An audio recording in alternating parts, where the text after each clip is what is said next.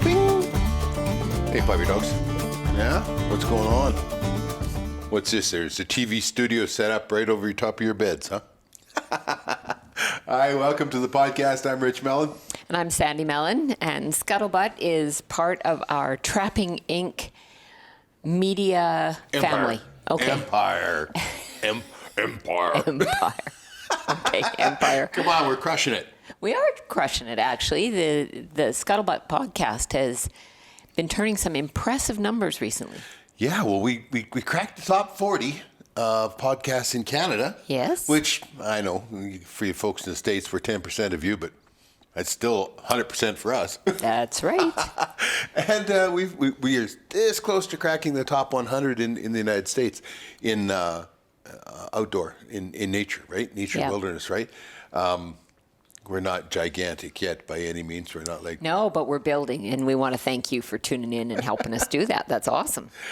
Absolutely. We listen to a lot of podcasts ourselves. I enjoy listening to Joe Rogan. Yep. I don't ever listen to the fighting ones, the MMA or the comedians, because I have listened to a couple of comedians, but they're just so boring. Yeah, it's a lot different than when they're actually on the stage. But we've also listened to Candace Owen, and we've listened to... there's been some really, really good...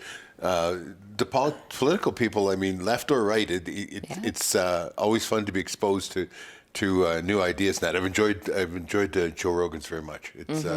It's been awesome. But our podcast has been so successful... We have a sponsor. That we have a sponsor, yeah. Old Smokes Coffee, and that's OLE. smokescoffee.com, and if you go there and use our promo code Trapping Inc., all one word, Trapping INC, not INK, Trapping Inc., all one word is our promo code. Get you 10% off of your online order at oldsmokescoffee.com. So that's pretty freaking awesome that we actually have a sponsor. It is awesome, and it's even more awesome that people are tuning in, and you can watch these podcasts as well as all 5 seasons of the TV show on YouTube. Yeah, and our YouTube channel is Trapping Inc. 2015. Right. Okay. That was the year that it was launched. That's the year I launched it. Why I came up with 2015, I don't know. You can't change it. Oh. Well, there you go. Honest to goodness, with YouTube, when she's chiseled in stone, man. It's like the tablets come down, Moses brought them down. They're chiseled in stone. You can't change it. I'd love to change it to Trapping Inc. TV, which is what it should have been, but it wasn't. But anyway, it's Trapping Inc. 2015 on YouTube is how you find all the podcasts, the video podcasts, not just the audio, and all the seasons, all of the reviews, all of the other stuff we do. Yes, the reviews. That's the other thing that's on there too, where you've done a lot of that kind of thing, and some how-tos and some different stuff. It's been cool. And all 5 seasons of Trapping Inc. are also up on Amazon Prime for you folks in the U.S. Just simply search Trapping Inc. TV, and we are turning huge numbers down there as well. Yeah, we are. Yeah. I think people are just starting to get to know us. Obviously, we've been doing the TV thing for a while, and I think what's going on here is that we've had Canada covered for a while. I mean, we've had Canada locked, and our numbers say that they say we've had it locked. But this is our first season airing the States on the Pursuit Channel, and of course because we don't have a full list of sponsors down there. Anybody out there interested? You can contact me, Rich, at trappinginc.com. But anyway, we don't have a full list of sponsors, so we ran a commercial for ourselves. Right. And in there we talk about Scuttlebutt podcast, and we talk about where to go to our website to hit all our digital media and everything else. And it's kind of paying off now. I think that's where the podcast has launched from. Yeah, it's really taken off. And of course, I mean, now is the time when a lot of trappers and outdoors people are a little bit more interested in watching television or YouTube or whatever, because maybe the temperatures are chillier and people are spending more time indoors. So really appreciate and are grateful for all of you who are tuning in and telling all your friends about it. Yeah. Always was the worry, back in the early days when I started in TV, 22 years ago. 20 plus years ago. There was always this worry about being overexposed. Yes. And you would have contracts where you could not nobody else could air that episode for years. Yes. You couldn't put it on YouTube. You couldn't do anything with it. And truly, we had no other place to put it other than to another TV station. So there was some pretty draconian contracts back then. But it's like you can't be overexposed today. No, and even at that, there, we'll get comments either on YouTube directly to your email or on our Facebook page, which is, I just found you guys. I can't believe it. All this kind of stuff. So we're, like I said, very grateful for everyone who's tuned in and told family and friends about who we are and what we're doing and whatnot. So that's the biggest favor they can do, is just share us. Yeah, exactly. Yeah. And it's the truth about trapping. Yep. Right? It's not there's not a whole lot of political nonsense about it. It's just and reality TV. Here's our opinion and our take on things, and I'll never apologize for that. No, but I guess what I meant about that is that we're not politicizing trapping. We're just showing what trapping is. Yeah. It's real, yeah. and we're not doing the reality quote unquote TV thing. No. I guess if you could say one thing, we're putting the real into reality. And that's made a difference. I think people really do understand. And I've had interesting in my banking world that there are people who watch the show. And then I just had a colleague here not that long ago, a couple weeks ago, and said, first of all, I can't believe I know you, which is a little weird because we've known each other for 20 odd years and always in the banking industry. But he said, everything that you guys put on is true as I know it as an outdoors person and as an agriculturally or an individual raised in the agricultural community and all the things that go along with just being really in the outdoors, understanding what the real is. And that's been kind of cool. Yeah, so we get a lot of feedback like that. Yeah. And we're not media seekers, and it's so funny because that's our whole thing. Yeah. The town we live in or live very near to, very few people know that a TV program exists here. And it's funny because there will be somebody that will start up a YouTube channel and everybody's got to start somewhere, but they'll have like 90 followers or 100 followers, and then you'll hear a news piece on the local radio. Yeah. It's like, they've obviously phoned them and told them what they were doing and that kind of stuff, and which is good. Self-promotion is wonderful, but we have millions and millions of minutes viewed on YouTube and Amazon Prime, and I just don't see me going and talking to the local radio station about it, or. Well, we're a little broader than that too, and I guess what's more funny to us is that we do this. It's just the two of us normally. Sometimes we have guests. Sometimes we're at different locations and whatnot. But we'll walk into Costco, and I had this. It's actually very heartwarming because I came from work. Hotbed for our viewers, Costco. Yeah, but I came from work. I'm dressed in my work clothes. And this couple kind of followed me around for a few aisles and then finally worked up the courage, if you like to say, and approached me and said, "Are you Sandi?" And I knew right away that it had nothing to do with work because I use Sandra in my work world. So Sandi is personal and or TV.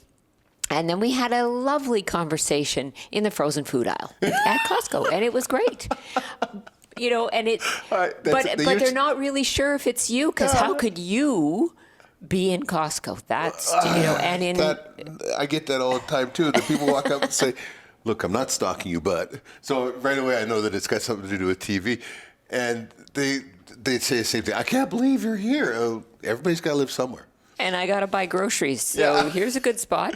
Yeah, it's kind of bad that I got to buy groceries. I can understand you buying groceries. Carry on. Okay, let's get into some trapping. So now in November, we have moved into our Marten and Fisher and Wolverine. And Weasel. Weasel and Mink are all open.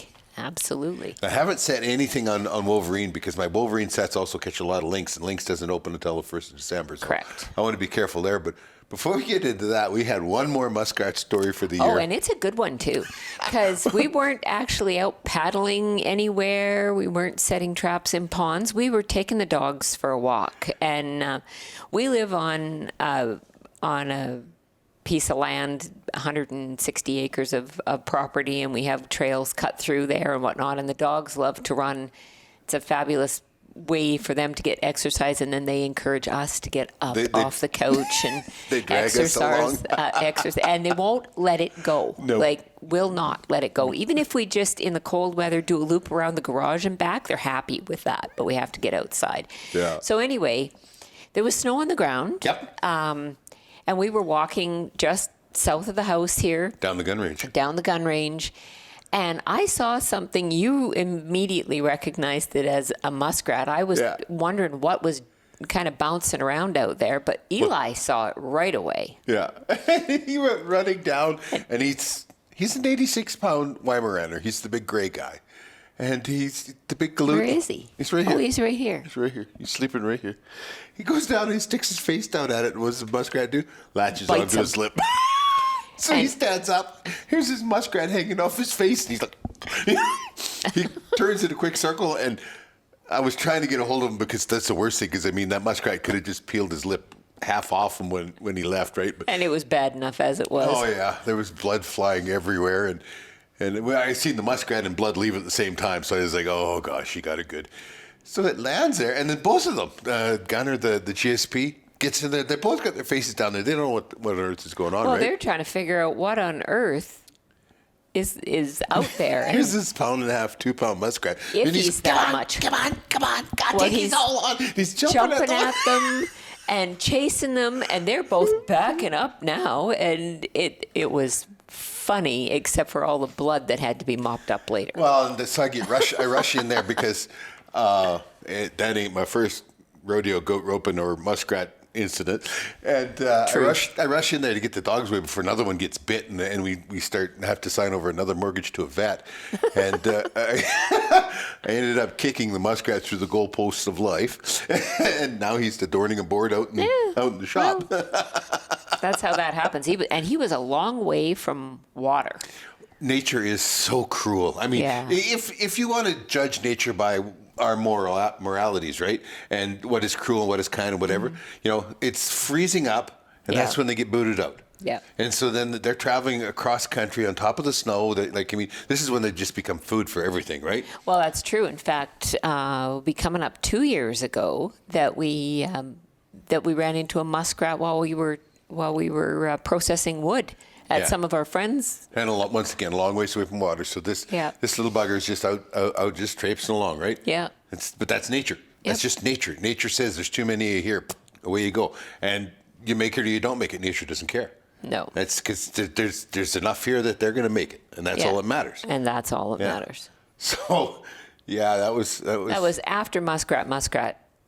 Season's still open. Yeah, exactly. Season goes from 1st of October till 15th of May. Yeah, and then we do some under the ice muskrat later on in the year. Yeah. Or the season, I should say. Well, not so much under the ice as on top. Okay. On top through the push-ups. That's legal here. Yes. There's lots of places where it's not legal to go through the push-ups, but it is here.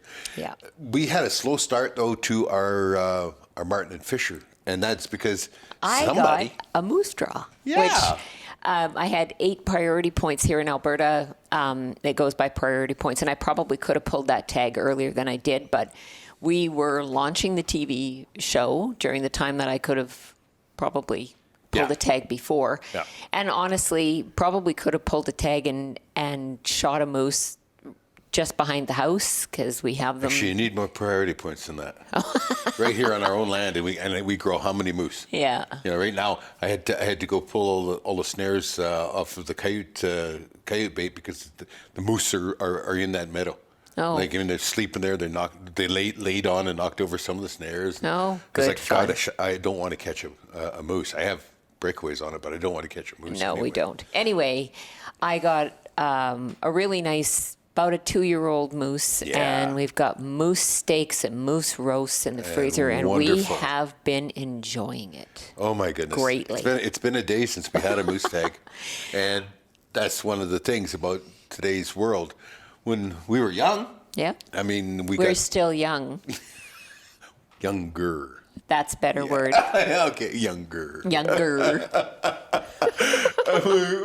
When we were younger, we got 2 moose tags a year each. Yes. And oh my goodness, we ate a lot of moose meat. Yeah. And, the family might, within our immediate family, we would have 8 tags, And but that's all we ate. We didn't usually supplement a whole lot with any other type of meat. It was just moose meat.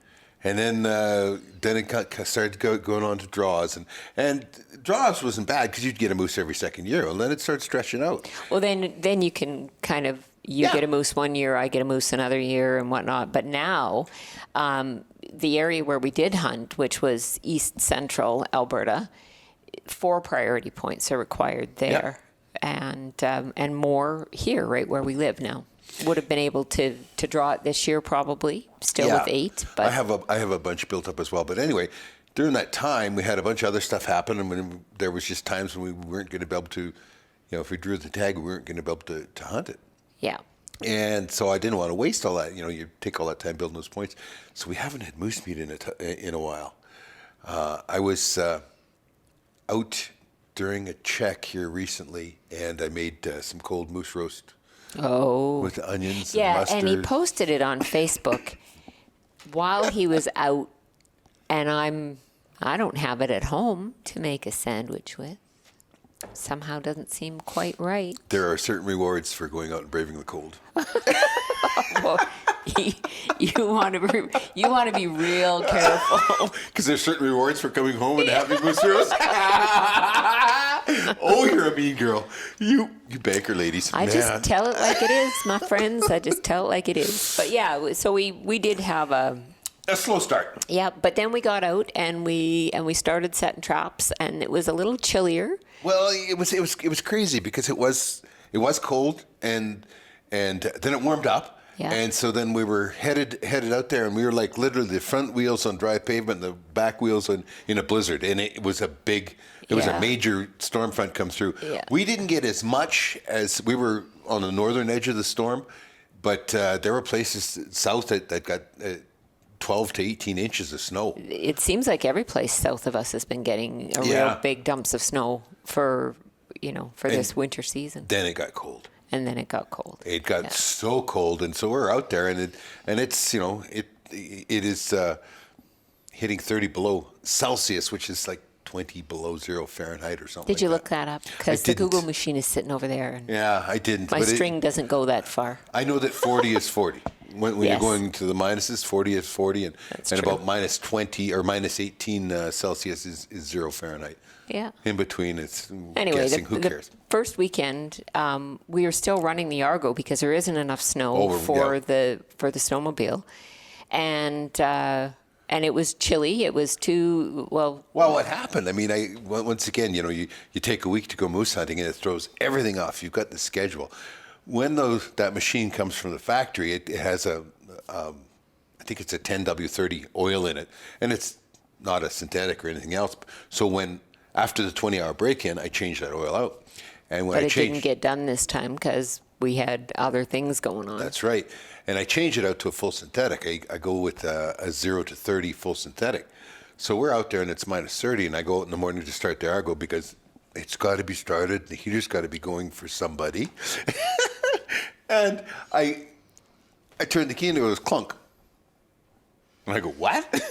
I do that twice more, and it goes clunk each time. It's like, did they just have a solenoid go on the start or whatever? And then the third time it goes, and as it turns over faster and faster. It's just the thick oil. Mm-hmm. So we had two touch and go starts for the 2 mornings. I got home, I changed the oil, and since been out in minus 30 again, and it's and away it goes. But you just don't think of those things because you always have it. It's usually getting done in September, early October. That happens, and I never get into this situation that we got into this year. But that cold is a big deal. It is a big deal. And it's hard on stuff, right? But I do appreciate the Argo with the top and the heater and the blah, blah, blah. So anyway, all good things. Anyway, we go out to set, and we, for the most part, we leave all of our boxes wherever it is that we have them, either nailed to a log or on a tree or wherever we have them.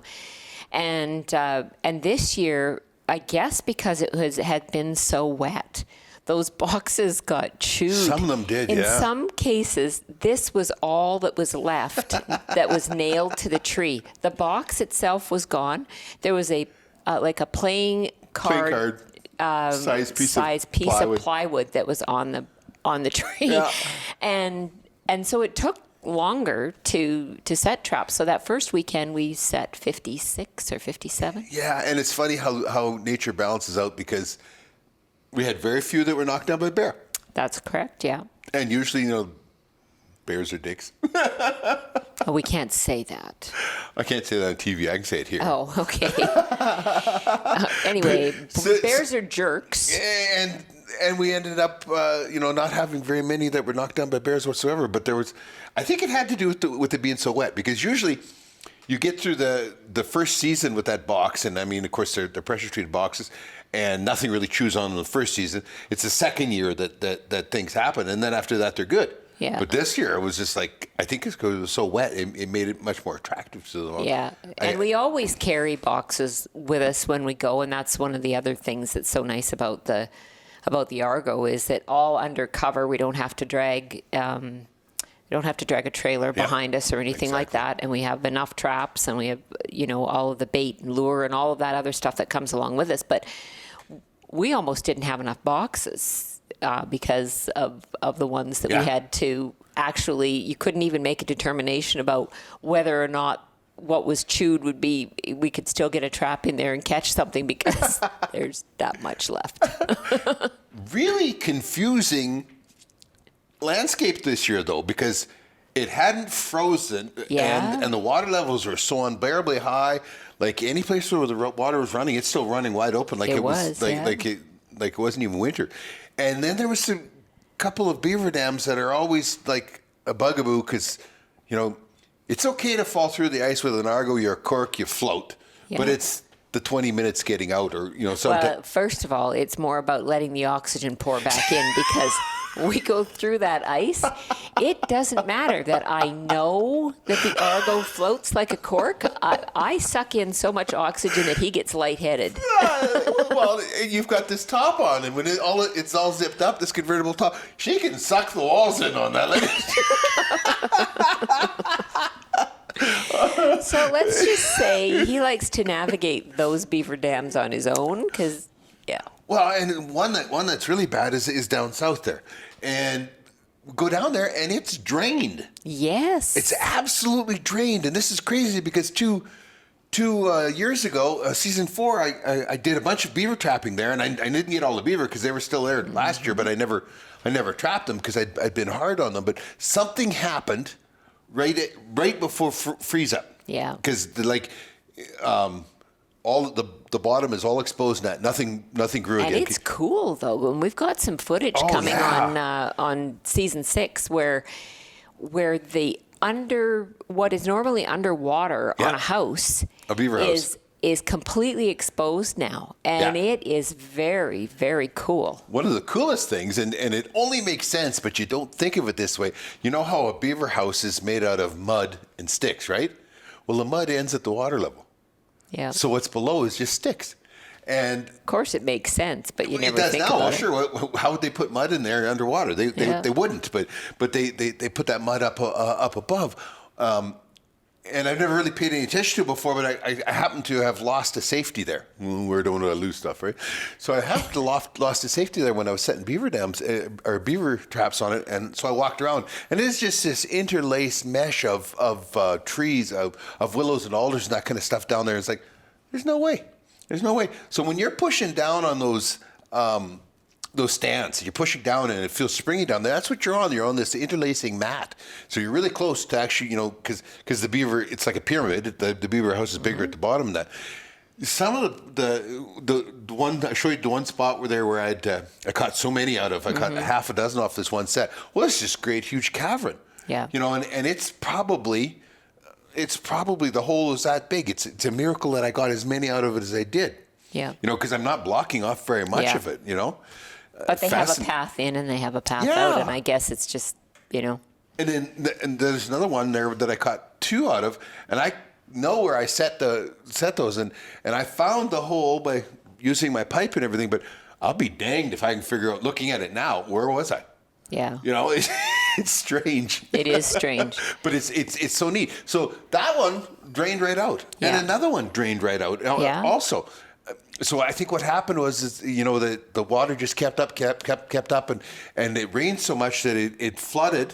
And once they start to wash out, they go fast, and then these beaver lost their dam. Well, that's exactly what happened at one other spot that we normally cross. We had a bridge built there that we could cross very easily with an Argo and the snowmobile and everything else.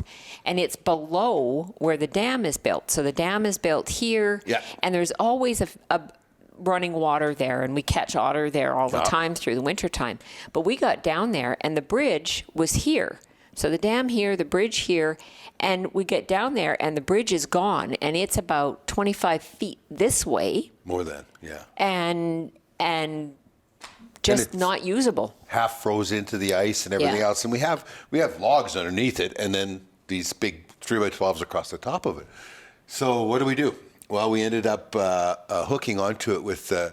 I took a tow strap, and I had Sandy drive the Argo and just grab a hold of each one of these 3x12s and pull, and we'd rip them off because I used great big 12-inch spikes to put it together, and then we just threw them into a shallow spot there that we could kind of bridge and let these ties freeze in, because this water stays running all the time, but any place where you can cross, it is like down.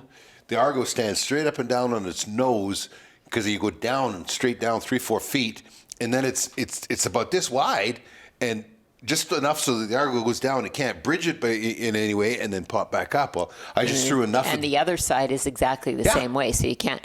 But what had happened was, on the dam, there was a great hole in it. So it had to just, nobody came along there and pulled it open or did anything, but it must have just had enough. A big flood, and it just busted it out there and then took the bridge with it. It was remarkable how that happened. And that used up an hour at a time. Oh, at least. So we ended up only getting 56 traps set the first time. And it was, but, and there was not a lot of places that we could go, because either the beaver dams were not frozen, then that dam or the bridge took more than an hour out of the day. But it was pretty good. We got a bunch of stuff set. We got,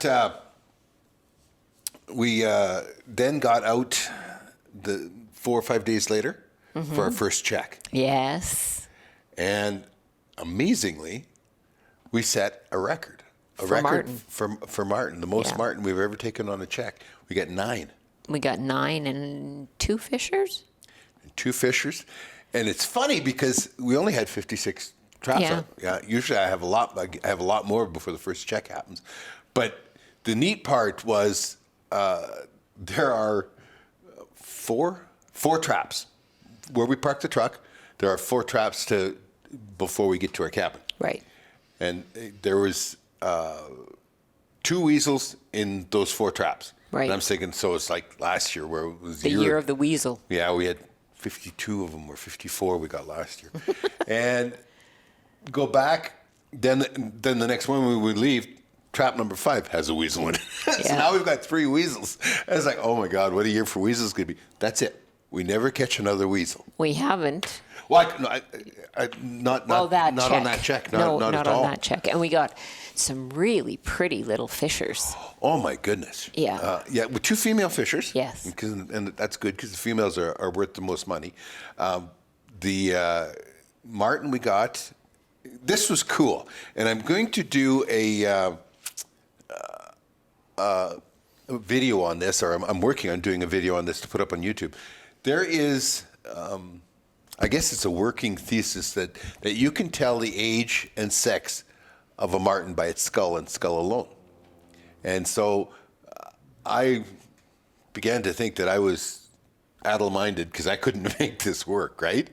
I would look at them and I mean, I'm the guy that skins them, so I know what sex they are. Yeah. Right? And then try to figure out whether it's an adult or a juvenile or whatever. Because there is the theory going on that your harvest on your line should be quit with marten when you hit 40% mature females. Okay, so when 40% of your catch is mature females. And that, of course, in the lore of the internet and everything else, has become distorted to 40% females. Right. Okay, there's a big difference between juvenile and mature. Yes. Okay, the juveniles, you're lucky if 10% of them make it through the next year in many cases. So I started there and I had 9 of them in front of me to skin, and I knew what sex they were. And then I started checking them through and looking at the skulls, because it's got to do with the amount of exposed bone on top of the skull and the muscle tissue on top of it, right?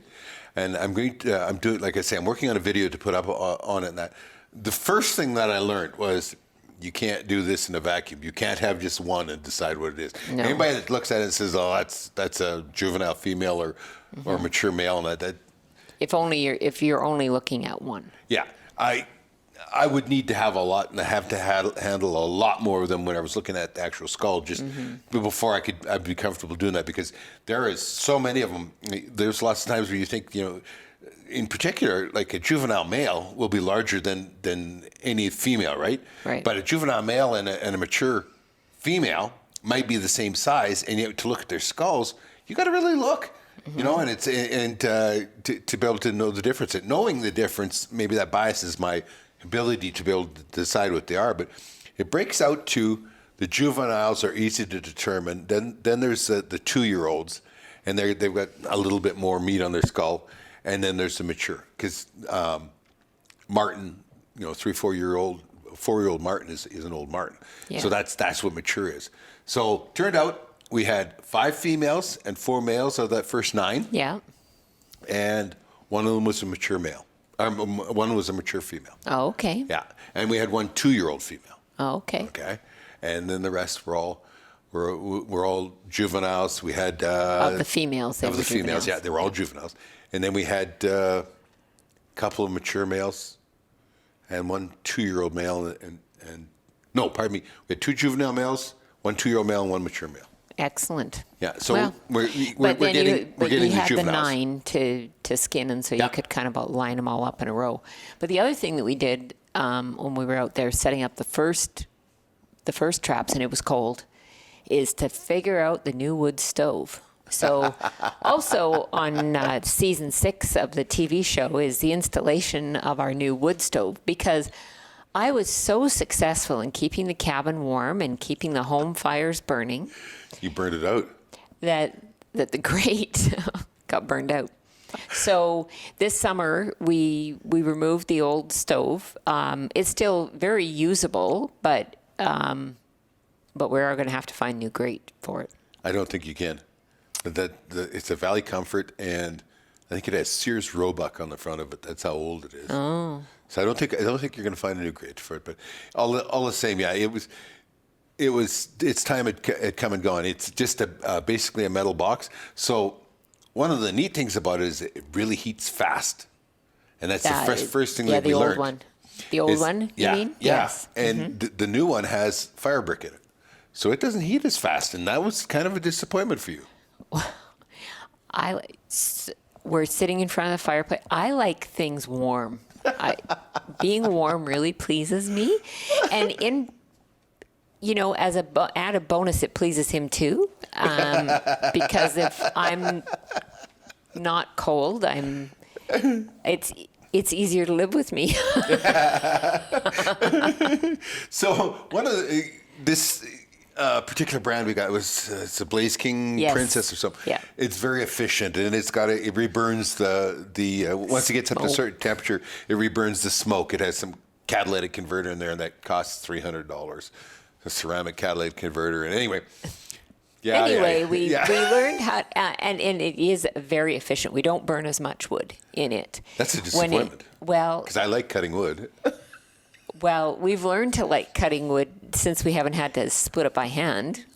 With the Range Road products, it's so enjoyable. I enjoy the wood processor. I enjoy the splitter, all that kind of stuff. That's kind of ruining my day there by not burning as much. But I'll find other ways. Once you got the place up to temperature, it was amazing how well it stays there. Usually, she has it at Madagascar hot when we go to bed, so might have the window above the bed cracked open for the first hour or two, and then I got to close it, right? Well, she banked it in real good there, and it wasn't Madagascar hot. We went to bed, but 4 o'clock in the morning. Holy mackerel. We had to open doors and windows in order to cool it off in there. That was something unexpected. So we're playing with this whole thing, and we don't need minus 40 weather to just experiment. It's nicer if we don't have to have that kind of extreme roll in on us unexpectedly, because normally we just don't put the strain on equipment or ourselves. To go out in those temperatures, just not worth it. So, but every now and then you get surprised, because it's amazing how we can predict out climate for 20 years or 10 years or 5 years, 12 years. Yeah. But we can't figure out what the temperature is going to be 5 days down the road or 2 days down the road. And we've been surprised a couple of times. Beyond 2 days down the road, you might as well throw a dart at a board. Mm-hmm. Very true. Well, one of the things that I want to talk about, the last thing I want to talk about for this podcast is a new lure that we're doing this year. That's the last thing you want to talk about? Yeah, it is. Because it seems like we've got more to cover. No. We got lots of stuff we can talk about in other podcasts, but we're running long here, and I'm afraid that battery's going to run out. Oh, that's what it is. Okay. We make our own Marten lure, and I'm once again I don't get anywhere near that stuff. It's bad enough that my car smells like the lure when I go to get into it. Well, I enjoy making my own lure, and it's really, really simple. Once again, I have to have one of these in my car. Well, so the leather soaks up a little bit of the OD skunk. This personal ozone generator it's the bomb for getting rid of that. They're cool. They're cool. I didn't realize this, but you can do commercial. They have great big giant commercial units when there's a fire or sewer backup or whatever. They need to get rid of the smell. They use an ozone generator. Ozone gets rid of odor. So if you ever get in trouble, guys, like I would know this is from personal experience, take and light one of them up. They're battery powered, runs for 3 hours, throw it in your wife's car, and the leather comes out smelling fresh. You know that smell that you have after a thunderstorm, and it's that fresh smell, and that's ozone. And that's what it ends up smelling. It's really cool. Works really well, too. I got to tell you. It does. I can affirm that. Anyway, I'm making YouTube on making my lure. Mm-hmm. Once again, another thing that's there in the queue to get done. And I use Petroleum Jelly, okay? There is a particular brand name, but they might have a fit being associated with us. I don't know. But anyway, it's a petroleum jelly, and I take and I mix it with some jam and some anise oil and some pure skunk quill. Yes, and let's just say, how do you, with the petroleum jelly, you put it on the stove or in the microwave and let it... I put it on the coal stove out in the shop there, and it turns liquid. Because you can't get anything to mix with it otherwise. Then I can pour in everything else and mix it good, and then I have to keep mixing it as it cools, because otherwise it wants to separate out.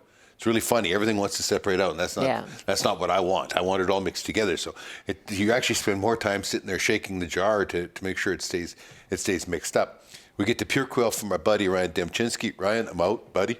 You're supposed to be sending me more. and then this year, I always use raspberry jam.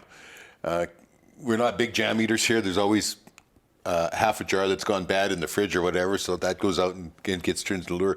We had a friend here this year, Ryan. Yes. Ryan Swart from South Africa. And he really likes apricot jam. Everybody in South Africa likes apricot. That's true. So anyway, being the good hostess that I am, I had apricot jam in the fridge, but he didn't eat it all before he left. So that got thrown in, and maybe that's why we're catching all the Marten. I don't know. Like, I mean, maybe that's like the secret ingredient. Yeah. Maybe we shouldn't have said so. No, most people are going to be brave enough to use their garage with their wife's car in it to make lure that smells like skunk. Yeah, well, I had to go change my pants before we sat down for this because I was just stirring my lynx lure, and the dogs wouldn't leave me alone, so I know I got splashed somewhere. It's very true. It's very true. Thankfully, though, ladies, he knows how to operate the washing machine. So when he does that, the clothes are usually washed by the time I get hint of there having been a stirring situation. Guys, don't mock me. Don't mock me. Like, I'm not giving out my man card. This is the ultimate scam, guys. You can do anything. And if the clothes are clean in the washer, you're innocent. It's self-preservation is really what it is. Big. Don't let anyone... This is a pro tip, guys. Pro tip right here. Oh, my goodness. Well, we should wrap this up. We should wrap this up. It's been fun, though. Oh, it's been a great time. Please don't forget us on YouTube. .com, Trapping Inc. 2015, Amazon Prime, Trapping Inc. TV series. Yeah. You can also find links to our Facebook pages. So we have a group, which is a closed group, and then we have our public page. Yeah. So there's Trapping Inc., which is the closed group, and Trapping Inc. TV, which is the public group. Yeah. Or public page, I should say. Yeah. And from trappinginc.com, you can find the links to most everything. And please, when you go there to YouTube or when you go to our Facebook or whatever, like the page, subscribe. Share. Yeah. Please share. More of this information we can get out there. It's for our own good, folks, because the more they see about the truth about trapping, you know, the bigger defense we have. We're very necessary, very normal. It's not what the antis make us out to be. But as long as we give the antis the only voice, that's what we're going to be. Yeah. So thanks for tuning in. This has been always, as always, lots of fun. Absolutely. Take care, and maybe we'll see you down the line.